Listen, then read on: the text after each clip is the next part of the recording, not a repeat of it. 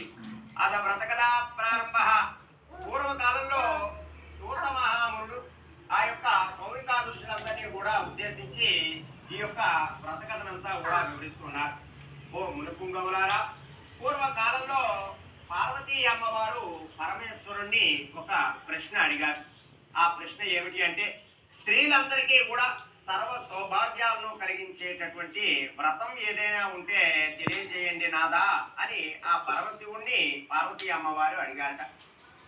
అప్పుడు ఆ పరమశివుడు కాత్యాయని స్త్రీలందరికీ కూడా సర్వ సౌభాగ్యాలను కూడా ప్రసాదించి పుత్ర పౌత్రాదిని కూడా వృద్ధి చేసేటటువంటి వరలక్ష్మి వ్రతం అనేటటువంటి ఒక వ్రతం ఉన్నదమ్మా.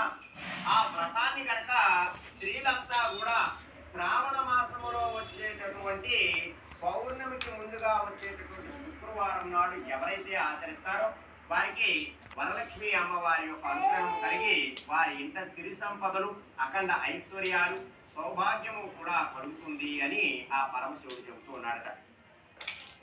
అంతటా పార్వతీ అమ్మవారు మరలా అడుగుతున్నారు, నాదా మరి వ్రతం ఎప్పుడు చేసుకోవాలి అనేటటువంటి విషయాన్ని అంతా కూడా చెప్పారు. అయితే పూర్వం ఎవరైనా ఈ వ్రతాన్ని ఆచరించారా? అసలు ఈ వ్రతం ఎక్కడి నుండి మొదలైంది? అలాగే ఈ వ్రతం చేసిన తర్వాత వచ్చినటువంటి ఫలితాలు